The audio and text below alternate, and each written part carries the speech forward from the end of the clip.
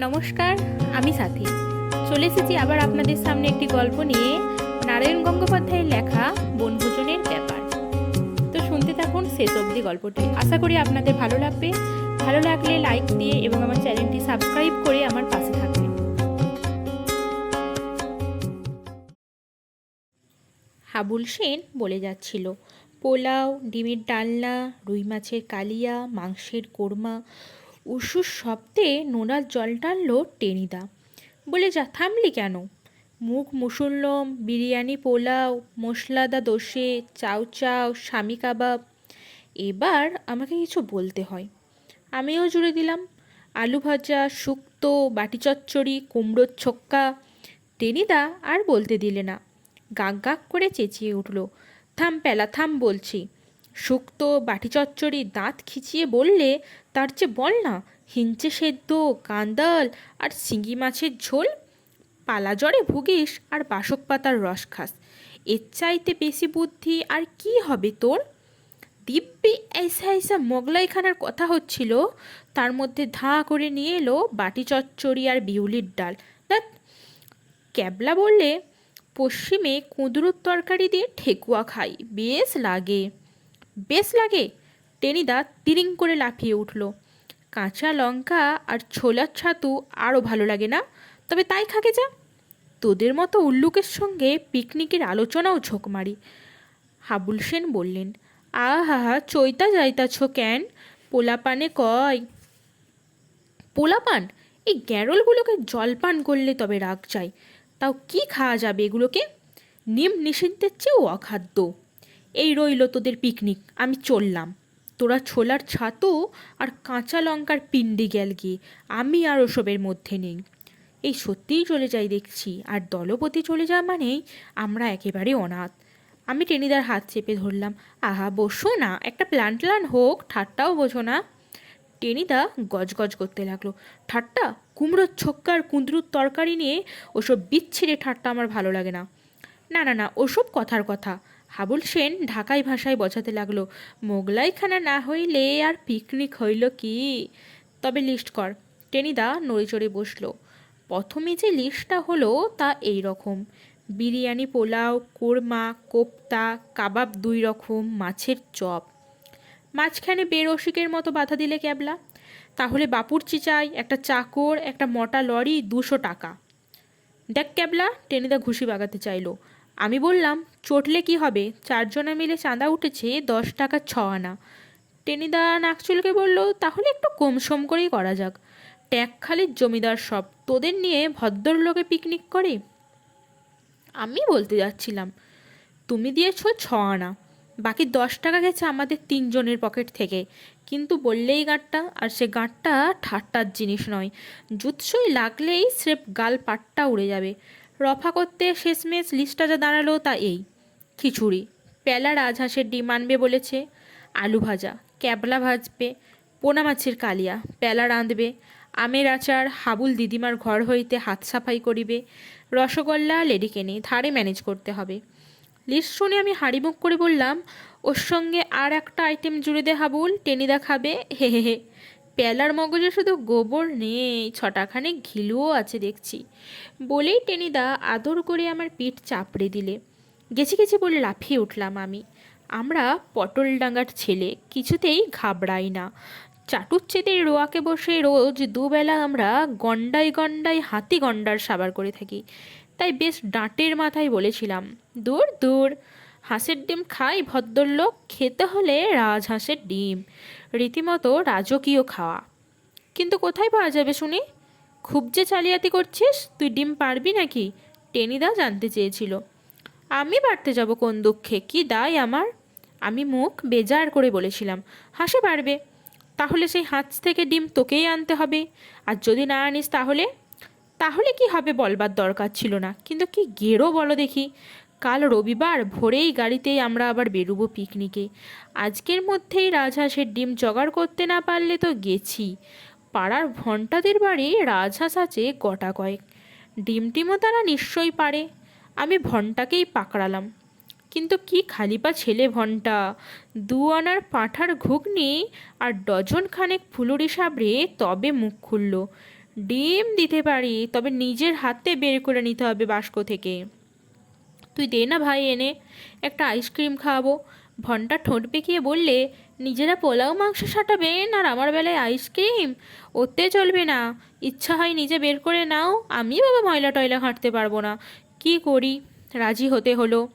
ভনটা বলল, দুপুরবেলায় আসিস, বাবা মেজদা অফিসে যাওয়ার পরে। মা তখন ভস ভস করে ঘুমোয়, সেই সময় ডিম বের করে দেব। গেলাম দুপুরে। উঠোনের একপাশে কাঠের বাস্ক, তার ভিতরে সার সার খুপড়ি। গোটা দুই হাঁস ভেতরে বসে ডিমে তা দিচ্ছে। ভন্টা বলল, যা নিয়ে আয়। কিন্তু কাছে যেতেই বিতিকিচ্ছিরিভাবে ফ্যাঁস ফ্যাঁস করে উঠল হাঁস দুটো। এই ফসফস করছে যে। ভন্টা উৎসাহ দিল, ডিম নিতে এসেছিস, একটু আপত্তি করবে না? তোর কোনো ভয় নেই পেলা, দে হাত ঢুকিয়ে। হাত ঢুকিয়ে দেব? কিন্তু কি বিচ্ছিরি ময়লা, ময়লা আর কি বদ গন্ধ। একেবারে নাড়ি উল্টে আসে। তার উপরে যেরকম ঠোঁট ফাঁক করে ভয় দেখাচ্ছে। ভন্টা বলল, চিয়ার আপ পেলা, লেগে যা, যা থাকে কপালে। বলে যেই হাত ঢুকিয়েছি সঙ্গে সঙ্গে, ওরে বাপরে, খটাং করে হাঁসটা হাতে কামড়ে ধরলো। সে কি কামড়! হাইমাই করে চেঁচিয়ে উঠলাম আমি।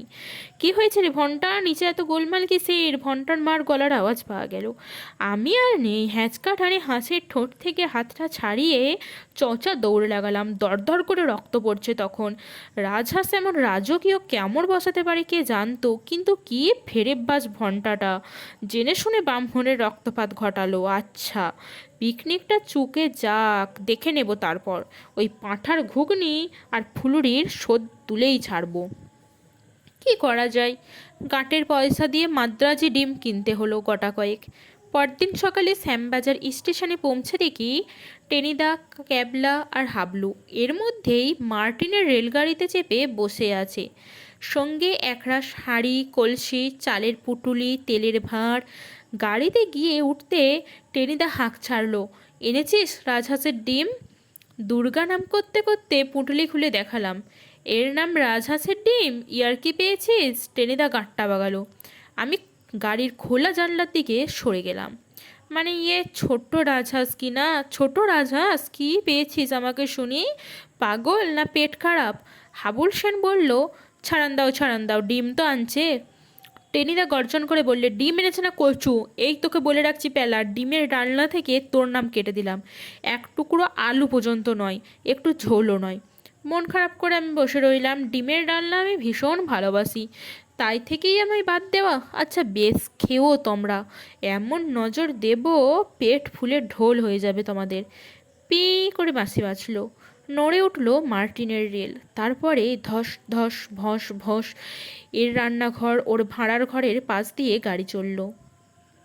টেনিদা বললে, বাগুইয়াটি ছাড়িয়ে আরও 4টে স্টেশন, তার মানে প্রায় 1 ঘন্টার মাপলা। লেডিকিনির হাঁড়িটা বের কর ক্যাবলা। ক্যাবলা বলে, এক্ষুনি? তাহলে পৌঁছাবার আগেই তো সাফ হয়ে যাবে। টেনিদা বললে, সাফ হবে কেন? দুটো একটা চোখে দেখবো শুধু। আমার বাবা ট্রেনে চাপলেই খিদে পায়। এই 1 ঘন্টা ধরে শুধু শুধু বসে থাকতে পারবো না। বের কর হাঁড়ি চটপট। হাঁড়ি চটপটই বেরুলো, মানে বেরুতেই হলো তাকে। তারপর মার্টিনের রেলের চলার তালে তালে ঝটপট করে হাঁড়ি সাবার হয়ে চলল। আমি ক্যাবলার হাবুল সেন জুলজুল করে শুধু তাকিয়েই রইলাম। একটা লিটিকিনি চোখে দেখতে আমরাও যে ভালোবাসি, সে কথা আর মুখে ফুটে বলাই গেল না। স্টেশন থেকে নেমে প্রায় মাইলখানেক হাঁটবার পর ক্যাবলার মামার বাড়ি।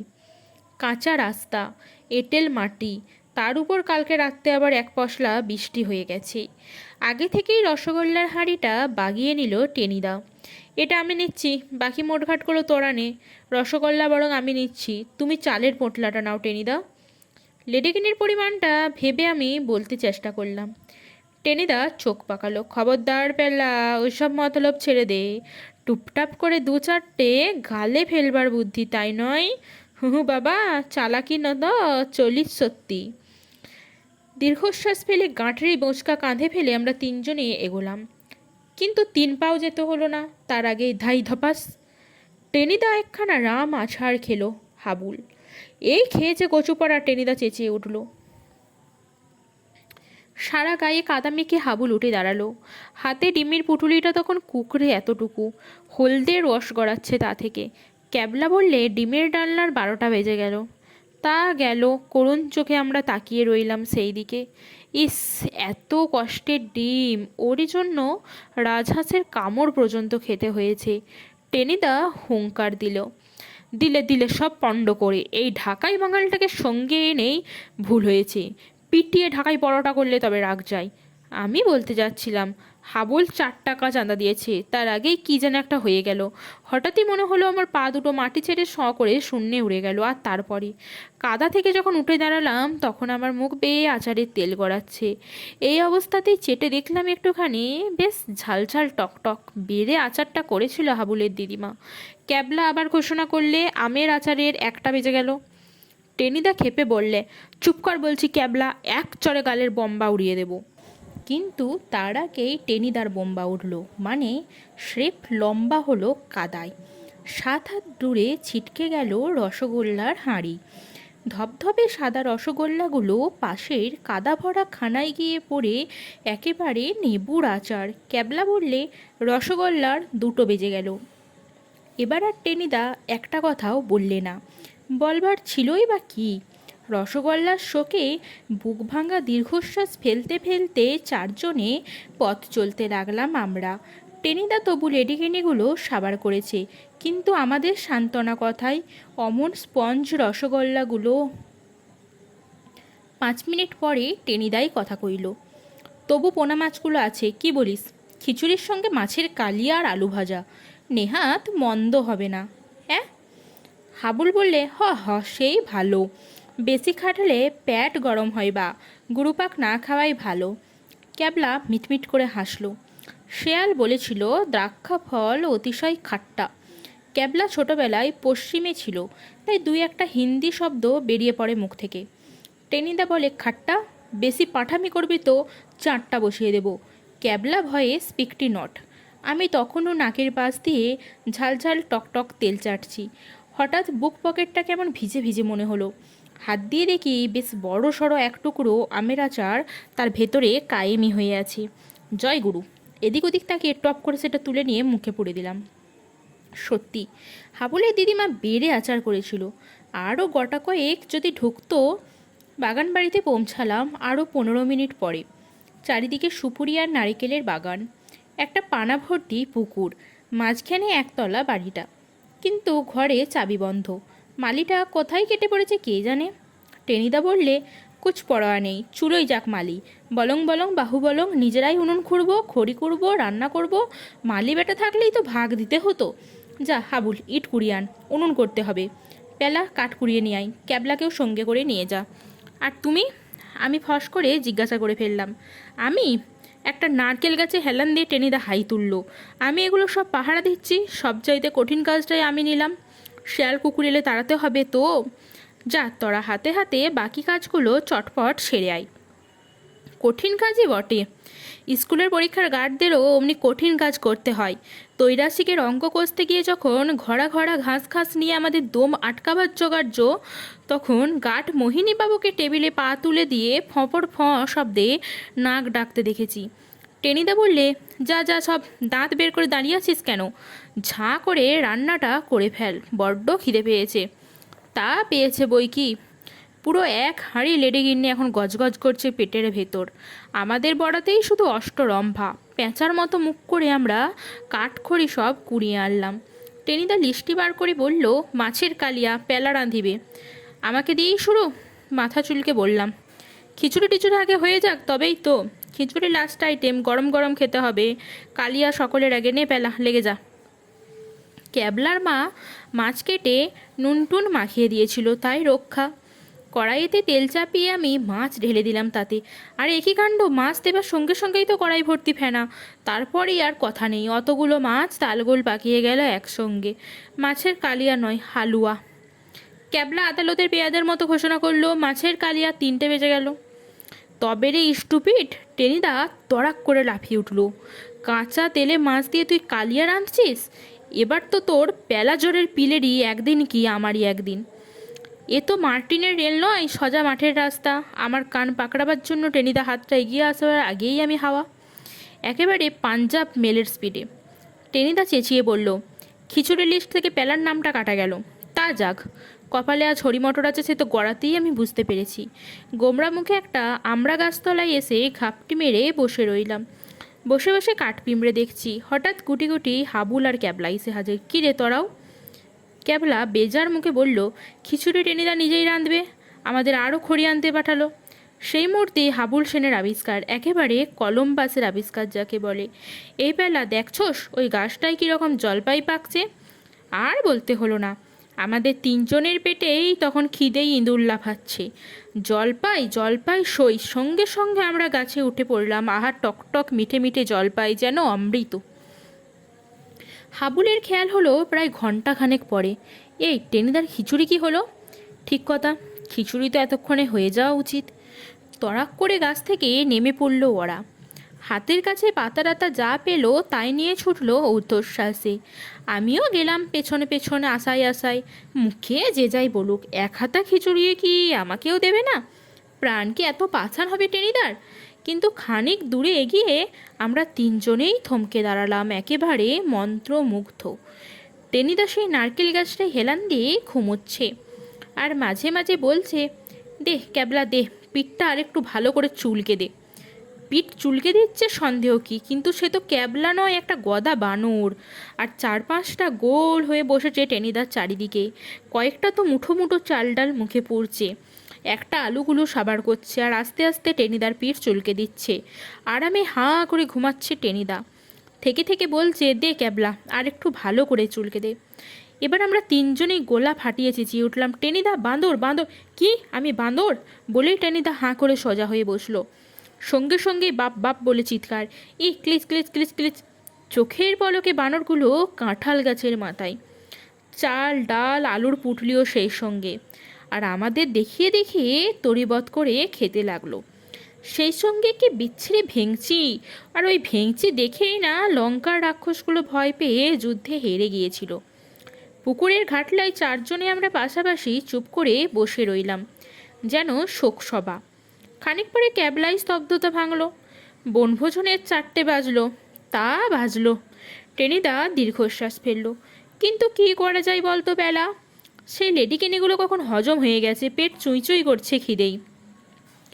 অগত্যা আমি বললাম, বাগানে একটি গাছে জলপাই পেকেছে টেনিদা। জলপাই? ইউরেকা!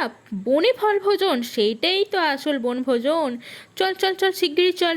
লাফিয়ে উঠে টেনিদা বাগানের দিকে ছুটল।